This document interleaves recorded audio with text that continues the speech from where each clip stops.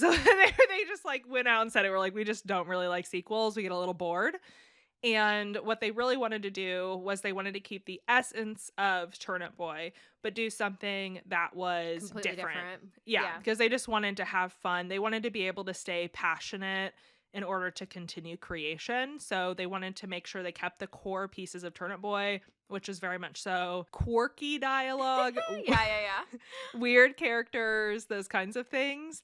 And then the statement that they had when they wanted to create this game is they're like, oh, we want something that focuses more on combat, and we want Yeah. something that is more replayable. And when you put those things together, it just really leans towards roguelike. Like, that's just kind of what Totally. you get. We've seen it a lot lately. I feel like there's been so many more roguelikes that have existed in the last few years. I guess in the last few years. I'm always looking for good ones, though, honestly. Yeah. I feel like it went from there were some good ones that were kind of popular to, oh my God, here's this wave of so many indie games coming out. I don't know if I've seen a ton of like really good ones. Yeah. It gets easy. I think roguelikes need really tight loops, similar to how the loops in like our farming sim-esque games need to be really good, because they rely on that to keep the replayability, and it's hard to do well, you know? I don't Totally. claim to know how to do it. I just feel like it's a very difficult thing to do based on how many games we've played at this point. The last thing I'll mention, because again, there's not very much, is somebody did ask, why Turnip Boy? Why is he a turnip? Why is this the universe that we're chilling in? And the literal answer for this was, I was at the grocery store and I was like, hey, that looks like a pretty dumb vegetable. That's funny. And that was it. And he was like, I should make a game out of that. Okay, I have something to add to your how it's made, because you didn't mention it. Okay. It's made in a Game Maker. Oh, I did not know that. They put that at the end of the credits, and it was really funny because it said made with Game Maker F Unity. Wow. In the credits. I wonder, in the credits. I didn't see it anywhere, but this game was slated to come out like mid last year. So I wonder if they, because of the Unity nonsense, redid stuff to move it. Oh, I don't know if that's true. This is a hypothesis. You know what? I appreciate them for standing behind their morals there. Yeah. I get it. I mean, this is the exact type of game that original Unity business model would have hurt, right? Yes, exactly. Because it's these like indie games that semi blow up, that small studios like really rely on the revenue for these games, and they're short and they're not that big, and like this is the type of game that gets hurt when you charge per install. Yeah. It makes me wonder if the first one was Unity as well, because the first one was only like 2 hours, and that falls under the Steam like return thing, and then that really would have bit them in the butt, because if they would have had that install shenanigan, then they would have had to pay per install and then watch people uninstall and refund afterwards, because it was very easy to do on the first one if you could, because it's just 2 hours. Dang. Yeah, so I wonder. Maybe I'll look that up a little bit later just to understand, but interesting. I'm glad you caught that, because I did not catch that. But yeah. So tell us, Maddie, how was this critically recepted?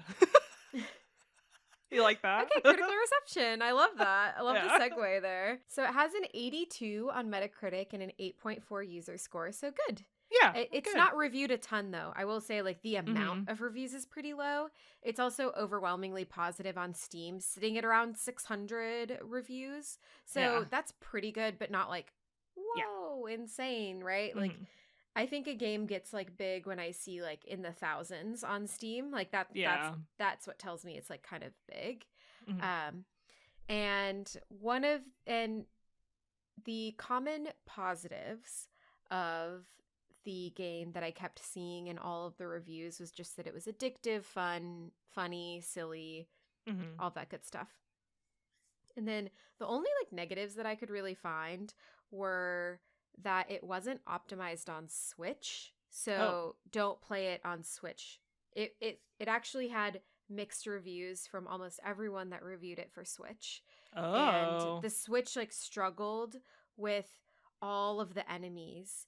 When all of the enemies would appear on the screen, it got really sluggish, and that was the only negative that I could really find, is just great game. Don't get it on Switch. That was really the only negative that I could find. And which I thought was interesting. I was like, okay, well, I didn't play it on Switch, so I didn't have that experience. Yeah. I will say I played it on my ROG Ally, so if you want a handheld experience that didn't end up super buggy, that worked fine. There you go. Yeah. Did you do it like through Game Pass? I did. I played this one on Game Pass. Yeah. I did too. I mean, I played it on my Xbox console, but yeah. Yeah. I saw that. It was on my friends list. It said it was on my friends list. Friends who had recently played. Also, I thought it was hilarious that I started this way before you, made it to the final boss before you even started the game, and you still beat the game before me. I literally don't know how that happened. I think it's against the law for me to beat a game before you beat it. Yeah. I just think the universe just doesn't want it. The next time I'll just wait until the day before to start the game. If I ever beat something before you, something's not right. Okay. Take notes. I feel like it's Friday the 13th. There's an imbalance. There's an imbalance in the universe. And we should be concerned. Or maybe it's a good thing, and the one time that you do it, something magical will happen. So we'll see. Yeah, true. Okay, I picked some funny Steam reviews that I wanted to read.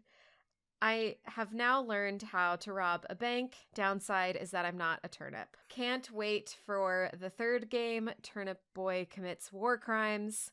And then the last one that I didn't fully get, but a lot of people thought was funny, is Payday 3, but better. Okay. I don't know what Payday 3 is. Payday 3 is a game where you rob a bank with your Great. Okay, friends. So Payday 3, but better. Okay, all right. Yeah. Okay, Santa. Okay, are you ready to talk and deep dive on Turnip Boy Robs a Bank? Do we want to? I don't know if we do. But do we want to do like a 2-line recap of the first game, or do you care to do that? I think it will be fun to like talk about it because I have not played the first one and you have.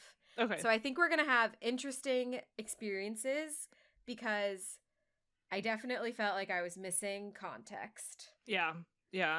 I will say that I think I actually replayed the first game before you finished this one also. Like, I play the other one and then I replay, but it was only like 2 hours. Yeah. But I did replay it, so it's very fresh in my mind because I wanted to remember like what the connections and stuff were. So I should have some of that maybe in this noggin. We'll find out. Okay, why don't you give us a previously in the adventures of Turnip Boy?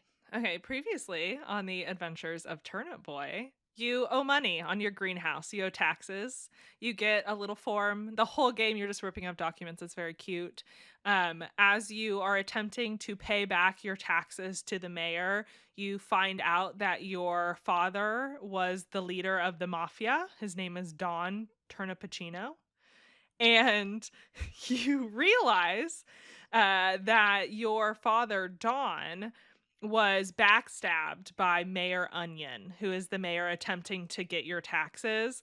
And he was backstabbed because Don and the mayor and Old Man Lemon, which does make a reappearance in this game, all three of them worked together and they were anti-government, but then the Mayor Onion wanted to rebuild government and tax everybody for money, which he did he intended to do it. He tried. We defeated Mayor Onion, who we called the God Onion because he created himself. He was like a giant robot monster thing. Battled him. He died. And then this game, I think, picks up almost immediately after that. Yes. And that's it. Good recap. Thanks. All right. Should we do first impressions? Yes. I want to hear your first impressions first. So I thought it was really fun because one of the first things it asks you is, did you play the first one? Mm-hmm. And I said, no. And all it did was, well, you should. And I just thought it was so funny. It's like, I thought it was going to do some sort of backstory or recap. No. And then it was like, pick your difficulty setting. Like it immediately just went to the next one. So I thought that was really funny and like a really cute like intro. I like it. And I picked normal difficulty for this one, which didn't bite me in the ass until the very end on that last boss where I was really struggling. But we'll talk about that. And yeah, I just thought it was really silly and fun and cute. I think it knew exactly what it was doing. Like I really enjoy when games know what they are and focus on what they lean are in. Yeah. And lean into it. And you could really feel the fun that these people had when they were making this game. Like, yeah. And I just really liked that. I really enjoyed it. Good. I am glad that you still enjoyed it. I was worried when you said, ooh, I'm missing things, if it was going to end up being entirely unenjoyable or not. No. So that's nice to hear. That's good. Well, I had absolutely no idea going into this that it was a different kind of game. Like, you had messaged me and you were like, you had mentioned the fact that it's a roguelike, and I was like, what? I had absolutely no idea. So when I picked it up, I wasn't really entirely sure what I was getting myself into, because I played Turnip Boy quite a long time ago, and I remember really, really liking it because I thought the humor was so fun. Like, it's so stupid and so fun, and I just wanted more of it, like to see where this dorky little turnip was gonna go with his little life. Like the vegetable puns, the food puns, it's just so funny. So funny. And they make a lot of like jokes too that transcend what break the fourth wall kind of thing too. I don't know. I just really love when games do it in a way that makes sense. It's really cute. So when I was going into it not realizing, I was a little like worried just from oh no, like why did I like this game? Like I couldn't remember the gameplay super well from the first one, and I was like, what if I really liked this game because of the game that it was, and then now it's just a totally different thing, and I was really worried about it. That ended up being totally fine. Like it was totally fine. And I started playing it a second time on the harder difficulty.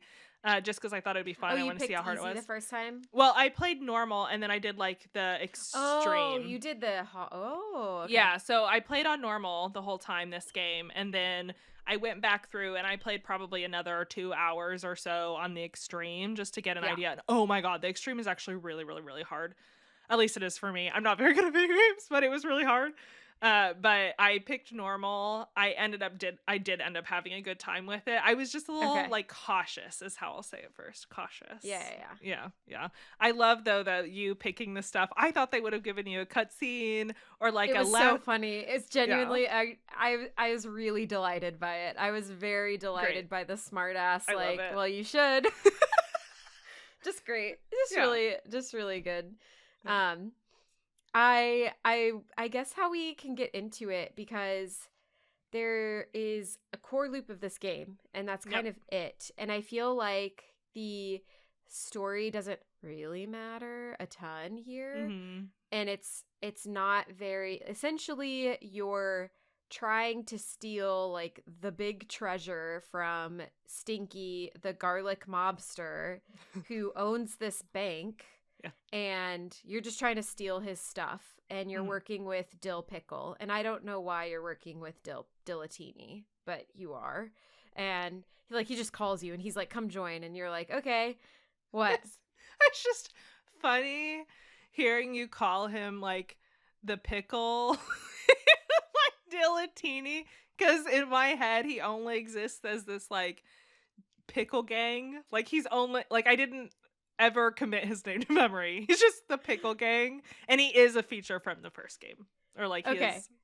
Okay, yeah. So that's like the core loop of the story, is you're just trying to steal a bunch of stuff and ultimately get to the big treasure. So it's a roguelike where you have to start like 2 minutes, and then you try to get as far into the bank as you can get, and then at the end of the 2 minutes it's like, wee woo, police are coming to get you, and you have to leave. And there's your loop. And what you're trying to do is like get further and further as you keep like, that's the roguelike part. That's the loop. So you have a base that you're in, and you have different characters that you're talking to, and it's like Robo, Raphael, and like go for it. I just think that the names in this game are just, they cracked me up. Like, yeah. I have Toast, the Queen of Fort Fat Ass. Like, what? I wrote that name down. That was just the cat dedication at the beginning. That was literally just a cat dedication. And I was like, oh, I literally have like notes where I just scribbled down like the names that I saw that I thought were funny. I like that. The Raphael. So Raphael was an original character from the first game. But in order to beat the final Mayor Onion boss, you actually threw all of, what were they, radishes? I can't remember. You threw all of them at the onion, and so you like threw them and they're like, throw me, I'll help. So you like kick them into the villain, and you just assume they're dead. So it's kind of fun that they come back and they are alive, because one of the bosses later is one of the other brothers, maybe is who they were. They were the tax collectors. They were the IRS in like the original game. And so like you eventually fight Mecha Chad, and Mecha Chad was one of the other Mecha like Chad's 3 in this game. Yeah. Yes. Yeah. And so like in the original game it's like Chad, Raphael, and I can't remember the third one. And and then they become like Robo, Raphael, Mecha Chad. Got it. Exactly. And so when he popped up, I was like, he's still alive. Look at that. It was nice. That's really funny. But speaking of names, Mecha Chad was one of my favorite ones. I really liked that one. That was a good name. Yeah, they're so good. There's so many good ones. I really liked too the characters that they had, like Old Man Lemon, and this time they had Old Man Lime and Old Lady Lime in it too. Old Lady Lime. Yeah. That got divorced and became single, baby. So one of my favorite mechanics of this is like similar to the other game. You have a lot of just miscellaneous stupid tasks that you have to go and accomplish. Okay, let's describe that. Because I feel like that's where the magic of this game really shines is, okay, so you have your core loop that I laid out, and then why don't you talk about like what happens when you enter a bank? Yeah. So the way that they make it quote unquote like different or random every time is you have a set of elevators all through the different like depths of the bank, and the elevator doors switch. Sometimes I think they have like different pictures on them to indicate what's behind the elevator, but they switch all the time, and so you don't know which ones you're going to get or where they're going to be. Through all of this bank too, there are characters. They've created this whole second city of Veggieville inside of this bank. Inside the bank, yeah. Which is amazing. There are other areas too, and so a core part of once you get inside the bank is not only just stealing money, but you go and you talk to all these characters through the elevators, through the like little village, just like hanging out around the bank, and they'll have like tasks for you, and the tasks will be like mildly stupid, like just stupid enough that it's like funny. So and the way that you do it isn't always just go talk to the person. Sometimes they literally have you shake them down, which is it's so funny. Well, there's a mechanic. So when you run into regular citizens that you don't talk to in the bank, you can shake them down for their money. Yeah, and literally like their little characters like wave around in the air. It's so cute. And their money falls out of their pockets, and then they run away from you. It's so sad, but it's so funny. It's so silly. It's so funny and sad, but like mostly funny and cute. Yeah. Yeah. And you want to get money because as you start going through, like Robo Raphael has like your upgrade mechanic. So he has like your, we're going to go juicing. Like you can juice and get like more health, or you can get like other things that like boost your stats in other ways. And then you also have the dark web with the scientist Annie. And the dark web is where you get like new equipment to explore like new areas. Yeah. So that's kind of like the unlocking new areas thing. And that also costs money on the dark web. Also, you want to get to that final vault that the pickle keeps talking about. Like, you know that's your end goal. But in between, the reason you want more money and to stack cash is to spend on upgrades in the dark web. Yeah. And the money at the end, like you have challenges too that I think depend on money sometimes. I can't recall which ones. And like achievements and stuff. Like you get stuff for getting $1 million and all those kinds Totally. of fun things. Yeah. Yeah. Yeah. I will And say it was interesting that they decided to make the weapon upgrade mechanic not cost money. So they had all of this yeah. money, plethora of money, but then to get new weapons, you don't actually spend money, which is kind of funny. Yeah. To get new weapons, so essentially there's two different ways to get weapons in the game, which I also thought was pretty creative. Like you have your consistent weapon rack that you can always get a weapon from. Mm-hmm. And then you also, like enemies out in the bank, drop weapons, like randomly. Like sometimes they'll just drop a different weapon and you can grab those, and often they're like better than your pre-made ones. And then when you're done with a run, if you make it out without dying, because if you die in the middle of a run, you lose half your money and you also lose your weapons that you picked up on that run. But if you can make it back to the truck and leave the bank, you can leave the bank with your weapons that the enemies dropped, which are different from your weapon rack. And then you exchange those for like points that go towards unlocking a new weapon on your weapon rack so that you can get better like starter weapons essentially. And the starter weapons at the end are pretty good. I kept using those quite a bit at the time. They're way better than the early ones, but the ones that you get from drops are way more fun. Like they're really weird weapons. Yeah. Yeah. Yeah. I want to talk about like what your favorite ones were, and then also talk about like your favorite bosses in like side quests too. Yeah. I really quickly before we do that, the one other thing that I want to explain is that the reason you want to complete quests, yes, for the achievement, but the other thing is you get a prize from them at the end, and it's either like a hat or a pet rock. Yes. And it's very cute. And I am obsessed with the hats that you get. The hats are so fun. Some of them are so They're stupid. I so love them. fun. Okay. So now that everyone knows the core loop, all of the things that are happening in this game, which is like money, silly hats, and pet rocks, let's talk about our favorite bosses and weapons and areas, maybe? Yeah. And then we can start there. Our favorite side quests and like characters that we meet. So I'll start with and this is kind of like asterisk to favorite, but I didn't realize that, please, I know I'm not an idiot, but I felt like an idiot. I skip tutorials, Maddie. You know that I skip tutorials. I click through them.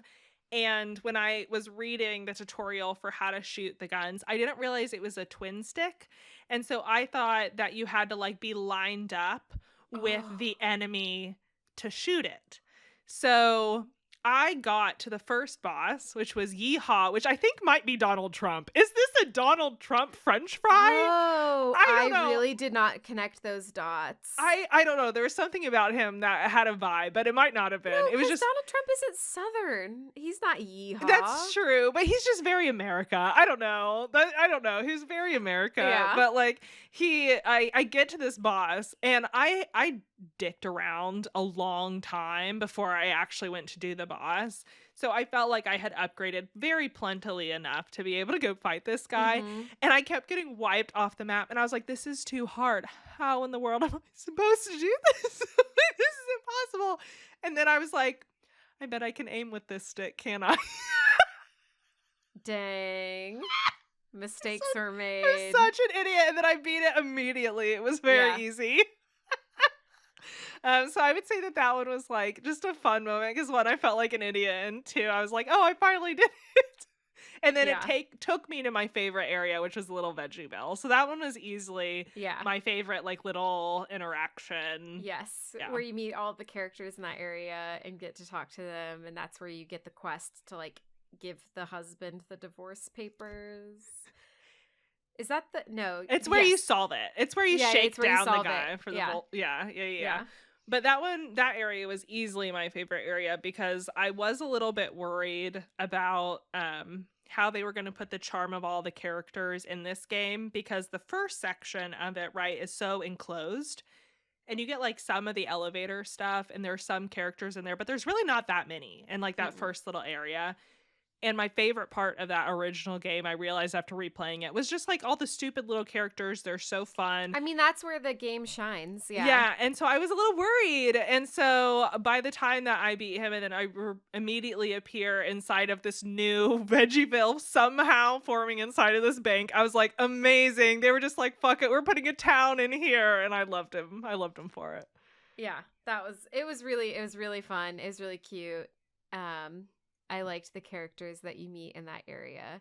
Mm-hmm. I think that Yeehaw might be one of my favorite character bosses that you fight. Not necessarily my favorite boss, but like definitely like loved the concept. I thought he was hilarious. And he's then also like, he looked like French fries. What is he supposed to be? I don't know. But when you beat him, he says, "I've yeed my last haw," and I thought it was hilarious. That was funny. I've yeed my last haw, and he explodes. So I thought that was very good. That was and funny. I actually, my favorite area is the like Victorian basement type area. the third area, not the pitch dark area. No, with like the purple carpets and stuff. Yeah, the one with the psychic and like the ghosts and stuff. Yes. Yeah. Yeah, okay. Yeah. Victorian. Yeah, okay. I don't know. Yeah, like old school, like gothic. I thought it was pretty easy, the game in general. I was playing on normal, so I wasn't playing on hard, but I was playing on normal and I wasn't really struggling. And that was the first time where I was like, oh, like I actually like have to pay attention to these like characters. I can't just like just run and gun. Yeah, like I have to actually like pay attention to where I'm shooting. And I liked the general design of that area. I thought it was really fun. Yeah. That one had a fun interaction too, because you had that dude doing science experiments on like the combined little fruits to like merge them Frankenstein. Yeah. It's amazing. Did you notice in this game, 2 games in a row, we got a Rat King? We got a Rat King 2 games in a row. We did. You're right. Yes. I didn't even put that together. That's so funny. Yes. When we saw it, I was like, it's back. It's back. Yeah. I guess I'll try to talk about maybe my favorite side quest in that area because that's where it started. But I really loved one of the elevators that you break into is like this like demon hell like it like the elevator's marked with what's the star in red with the circle? You mean like the pentagram? Pentagram, thank you. Yes. Yeah. There it's like marked with a pentagram and you walk in and you had talked to Cran who was like, you murdered my grandma in the last game. And which I don't think we did. I don't feel like I murdered Cran, but maybe I did. Cran, whatever her name is. Cran. And then you go to the afterworld, like afterlife, which is where this pentagram is in the elevator. And you talk to her and she's like, oh, tell her I'm doing good. I am kind of lonely though. And it's like her and she's like this demon queen. And she's like surrounded by candy apple cats. And it's very vibe. Like, I love it. I loved her character. And then in the Victorian Gothic basement, you meet a vampire character who's like, I'm lonely. I wish there was someone out there for me. And you're like, I know the perfect gal. And you, like, connect them together. And, like, they're writing notes, like, love letters to each other. And I just thought it was really cute and funny. And I liked that. It was very cute. I did like that one. You're right. And in the original game, I'm pretty sure if I'm remembering right, part of the thing and missions that you do is she's lost one of her cats. And so you have to go and find her like cranberry cat and bring him back. So it was also kind of cute that her little and cats then you were. Murder her? I don't remember doing that. Like I didn't do that. I want like funny. Maybe the end of the world brought about her murder, but I do not remember actually assaulting this woman. Like I don't think I did that. Yeah. One of the other like little side stories is I did really think that the thinker painting, the art, thinker guy was really funny. And when you run into the mad scientist, he's like, hey, I need some opinions on if what I'm doing is like chill because I'm feeling morally weird about it because I'm combining different vegetables together into these monsters. Can you please go find a smart guy and like ask their opinion on it? And then you go to the thinker and he writes him a note that just says based. And then you hand the note that says based to the scientist and he's like, sweet, no moral qualms anymore, going to continue my experiments. Yes, that one was one of my favorites. I absolutely really liked that one. I wasn't sure what to you talk about some of your favorites. So one of my favorites, I think, was actually the two little, I think it was the strawberry who was in love. Oh, cute. With the flower. So the one with flower, the rings. the person with the florist. Yes, the florist. Yes, the florist. Yeah. Yes. So they were in the original game. And in the original game, one of them is like, I have a crush on the strawberry. She's so cute. And so you're supposed to go and like send love letters back and forth between them. Only unfortunately, because the game mechanic in the game is every time you get a paper document, you rip it in half. You get like the love letter and it's really sweet. And you're just like, then you just rip it. And so I was like, did I destroy true love? And so when you get back into this game and you got these two adorable little characters, they're like, I love each other. I have to propose. We have to do it. And so one of them is like, I need a ring. It needs to be a huge rock. Like, you just got to know. And so you go and you find it's a ring pop, of course. Yeah. And bring it back. And then as soon as you bring back the ring pop, you can talk to the strawberry. And she's like, they have to know how I feel. I must have a ring. Get me one. It's shiny gold. And so then you go find a second ring. And I don't know. It was just really sweet. It was really sweet. I was glad that I got to follow their like little love story through all two the way games. to the end. Yeah. Yeah. And I'm glad to know that me ripping up their original love letter didn't completely and totally destroy them, because that would have been mildly devastating for me. Yes. My second favorite one wasn't actually even a full interaction. I just really liked it. But there's an area that's super dark. I did not actually like the area very much. I hated that area. It was very hard to maneuver. But inside, they had all those goblins. Yes. And the interaction was when you talked to one of them, they were like, we were cosplaying. What? They were cosplaying, and that's why they have the stupid pointy ears, and they look like weird goblins. Oh. And it was so funny, because like I'd been through so many interactions with these different little goblins, and then eventually one's like, we should cosplay together sometime. And they were just like asking me to join them. I don't know. I really loved those guys. That's funny. So they're not actually goblins. They're just dressed as goblins. Yes, they were literally cosplaying when like the explosion happened. And I don't know. I just thought that was a really funny little twist, is that because they act really creepy and they're like in the dark, and there's like three of them, I think. And you do like a few little missions for them. They're not like super big. But then the last one just eventually comes out that they were just cosplaying goblins the whole time. And do you want to hang out and cosplay with them? And I'm like, who thought of that? That's so funny. That is really funny. Yeah. That's and then, great. of course, there's just so much like good little snippets in this game. It's so good. Yeah. And it's like, it's almost like they just sat down and they're like, what's the stupidest thing that I could think of? And then let's take it further. That's like keep pushing it. And I really liked it. Yeah. Yeah. The other thing in that area that's really dark is that's where the son of Stinky is. Oh, that's and sad. And he gives you a drawing to give to his dad. It's really sad. And then when you get to the end of the game and you finally break into like the office of Stinky the mobster and you put the drawing on the desk, the Stinky's like, oh, I have a kid? What? And then he's like, I forgot. Whatever. It's so sad. It's like, that guy's an asshole. I'm glad that I'm gonna steal all your shit. And the last funny like little story piece is at that same ending. I just thought it was really funny. Spoiler alert. He's like, I killed your dad. And then he's like, don't believe me? Go to my trunk. And you open the trunk and it says, found my dad's old things. And then the dismiss button is just dang. Yes, I I loved that. I Like, loved it's that. so, like, it's just these little things where it's, like, based or dang. Like, found my dad's old things, dang. And all the other buttons are like, okay. It's like the OKIE. Yes. It's just really cute. It's really joyful. Like, you can tell how much fun they were having as they were making this game, and I really appreciated it. Yeah. Let's talk about our favorite hats and our favorite weapons.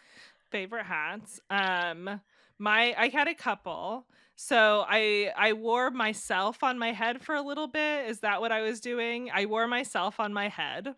I actually really liked the little fox cap. This was not a weird one. It was just cute. Like, they did a collab with Super Fox, and so at some point in a lab, you find Super Fox and fight him. And if you do, you get like a little Super Fox like beanie cap thing. It's very adorable. Yeah. So I actually really liked that one. And then I'm trying to. You might have to talk through your other ones while I look it up really fast. But there was one that I got at the very, very end. Maybe it's your favorite, and then it'll just pop into my head, and I'll get there. Okay. I have two favorites. So obviously, as a Texan, one of my favorites was the 10-gallon hat, which is literally just a hat. It looked like Doug Dimmadome.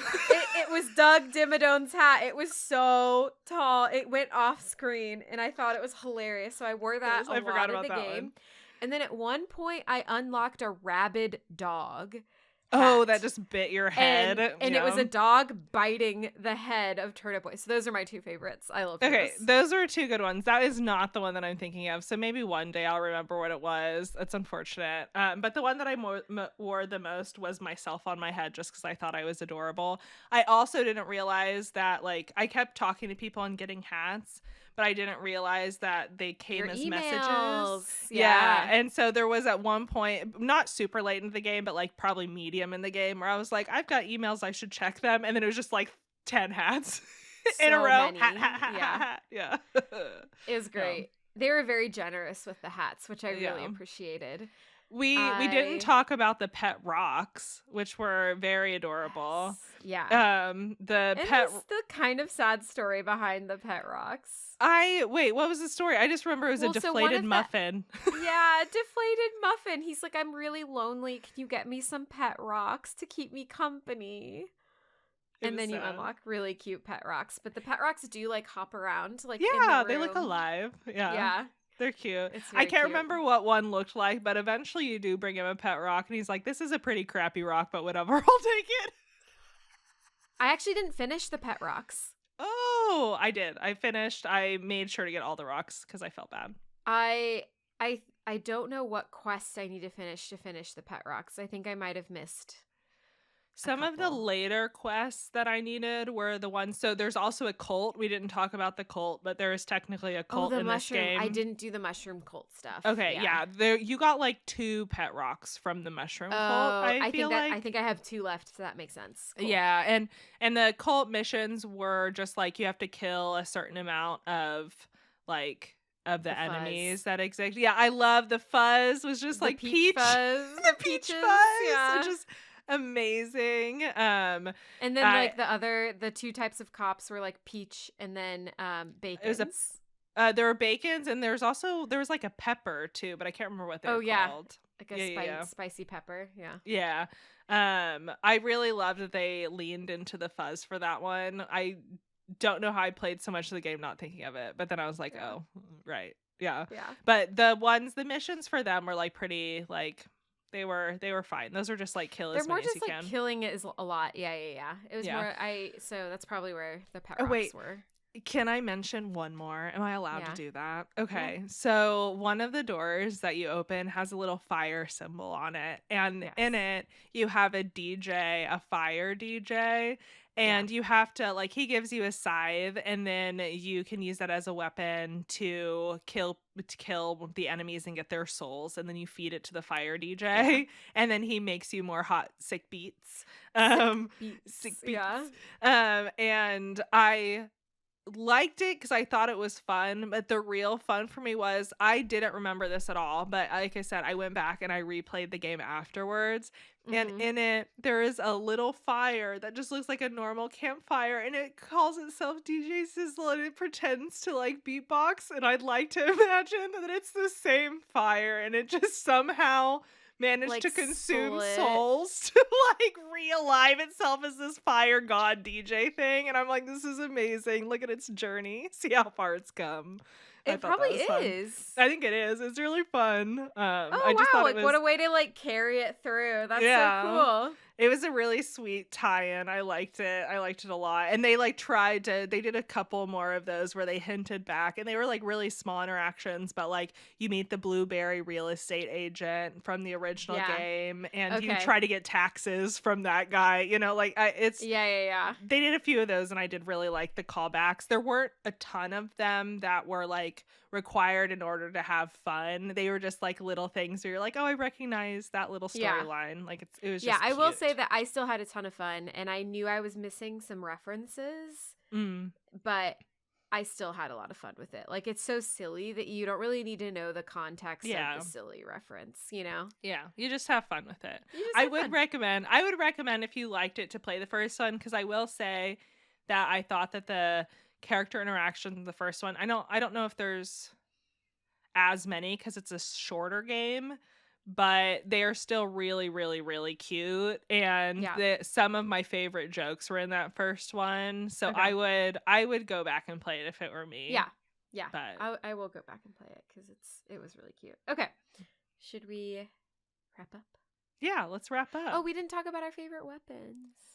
Oh, our favorite weapons. Okay, you I go really first. liked on the weapon rack, I liked the grenade launcher. I use that one a lot. And then when you're picking up like things that got dropped, there was one flower where you would shoot it and it would spin and then bullets would come out of it. Yeah. That was my other favorite one. Oh, that's nice. I didn't actually Yeah. use that one too much because I wasn't sure how to use it effectively. I think I didn't find it super often, but when I found it, there was one that was like a firework and it just looked like the tip of a firework and when you hit them it like annihilated them. Yeah, and so I didn't find those very often and they usually didn't have a lot of bullets when I did find them, but I liked that one a lot. I thought that one was fun. But the other thing that I really liked was you eventually find somebody who has a red pencil and you have to go graffiti the art. And I just like that from then on you have just like a red pencil chilling there that you can go whack people with. I just really thought that was fun. So yeah. Those ones probably for I me. love it. I loved this game. It was really cute. It was really cute. Yeah. Wrap up thoughts? Wrap up thoughts. Recommend for sure. I mean, I played it free on Game Pass and it was definitely worth no money. If you have Game Pass. If you have Game Pass, what are you doing? What are you doing? Yeah, just play it. It's fun.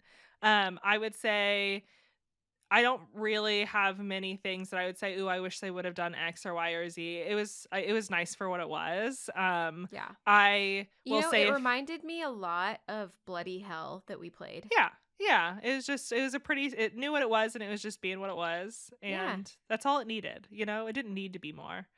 It's a cute, small, fun game. If you're worried about the first game being a different genre than this one, you'll still enjoy it. I don't know what easy is like, but it honestly can't be that bad because normal was fine for the most part. Yes, and even if you play it on normal, so I could not for the life of me beat the very last thing that you do because you have to like go rebeat all of the bosses and then go back and do like another thing and like stay alive during it, like a whole other thing after that, all in one go. And I just kept dying like towards the end of it. I just could not for the life of me stay alive. And there's accessibility features where you can give yourself like infinite health. Oh, I didn't know that. So I didn't have to change the difficulty. I literally just went and like checked the box to say like no longer lose health. And then I finished the game. Oh, well, that's nice. That's nice. I love when they do that. And it feels like a really straightforward way for devs to make things accessible. They even had a really sweet note where on the settings they said like we want our game to be played by everyone. Like so like you use these. Like that's what they're for. Like don't feel bad about using them. That's so cute. I really like that. I've gotten in way too many internet arguments with people saying that we shouldn't include features like that because if a game was designed to be hard, it's designed to be hard. And I'm just like, I don't know. It disheartens me quite a bit. And I feel like at minimum, a feature like that where it's literally just like infinite life means you can play the exact same way, exact same game. It's just that the fact that you got hit 30 times really didn't freaking matter, right? And Yeah. I did the same thing when I played Tunic. There was a couple bosses I could not get past, and for those bosses I turned on infinite life, and then I turned it back Yeah. off, and I had just like, I would have quit, otherwise I would not have continued Yes. playing. Yeah. And so I really appreciate that, and that note is so cute. I like that. Oh Yeah. that's sweet. It was really cute. Cute, warm fuzzy feelings. How many stars? It knows what it is. I'm gonna give it a 5. I'm gonna give it a 5. Whoa. It knows what it is. Like, I told you I didn't have anything to change for it. Is it like a groundbreaking game? No. Is it like a game that would be in a 5 out of 5? But you have to compare it to the games of this genre. You know what I mean? Of games that like know itself. You're gonna have a fun little time while you do it. And I had That's a hot take. I had no complaints. Yeah. All right, Like, 5 out of 5 what? 5 out of 5. Ooh, I want to pick a funny food name. Crap. Oh, Old Man Lemons. I want 5 out of 5 Old Man Lemons. That's what I want. Yeah. Yeah. I was, wow. Now you're I didn't have a complaint. How am I supposed to knock it down a peg when I don't have a complaint for it? I will also say I liked it. I do recommend it, especially if you like roguelikes. So, confession, I did play this mostly on mute because I thought the music was slightly annoying. And so I did There were some tracks I liked more than others. That is true. Yeah. It's very video game music. So if you like arcade style video game music, you will love this music. It was just for me a little bit annoying. And so I did play most of it on mute, but if you like roguelikes like I do, I think you would really enjoy this game. It's super short. It's really sweet. I was going to give it a 4 out of 5. Just, I don't have any complaints. I don't have any complaints. I just don't think it's blowing my mind. Like, yeah, that's fair. We're even like a 3.5, but I'm going to round it up to 4. It's not bad. And it's good. Obviously, it's good. It's just not like, I want to reserve my 5 out of 5s for the games. How do I delete myself from this chat? No, I want to reserve that for games that like blow my mind. Like Chance of Sonar was a 5 out of 5 for me. Like I don't know. Like at some point, you and I are gonna have to sit down and define our scale for people. Yeah. I guess I'm gonna do Grand Cran. Grand Cran. I like that. Yeah. Like that. So 4 out of 5 Grand Crans. Yeah. Perfect. Yeah. I feel like we'll have a ratings discussion as an on topic at some point, but I need to put my thoughts together before we do that. Because we're gonna look back, and your 5 out of 5 games are like, you just rated this above like The Last of Us, which is a hot take. I had more fun with this short little snippet than I did with my anger towards Abby that whole time. Although I will say, what I do regret? What? I regret not giving Return of the Obra Dinn a 5 out of 5. I gave it a 4 out of 5, and I regret that.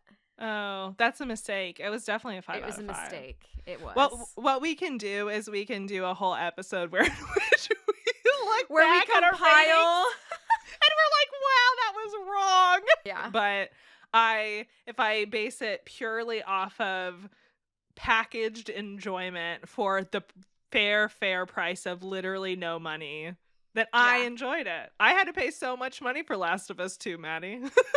You're right. We did. Yeah. We paid like $50 for that thing. 60? Lots of money.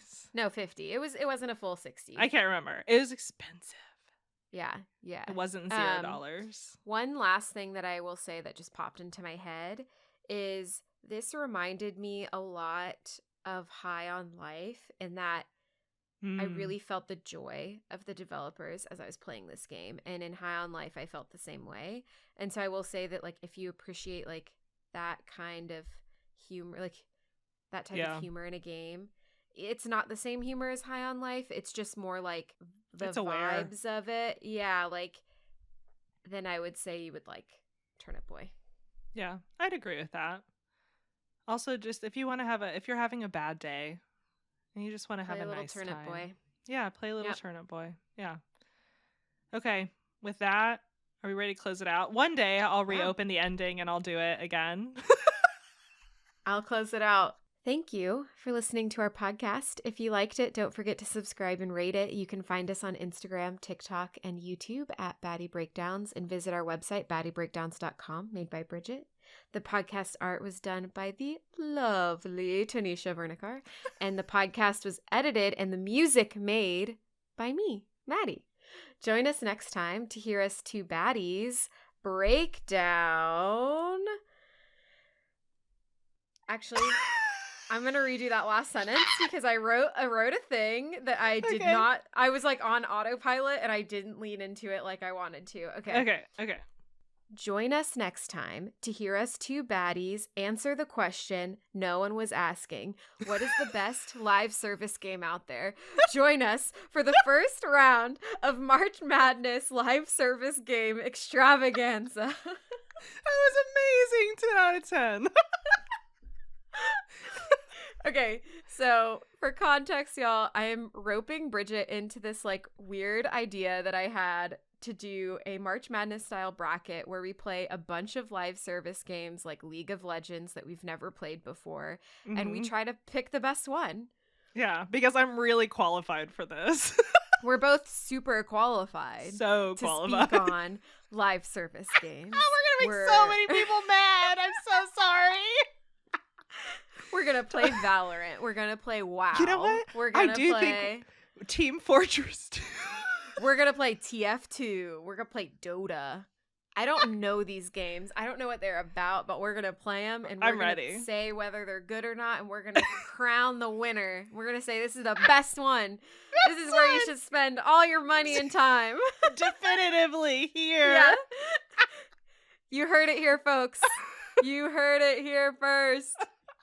We're gonna do it. Okay. We're gonna do it. All right. Bye, everyone. Bye, everybody.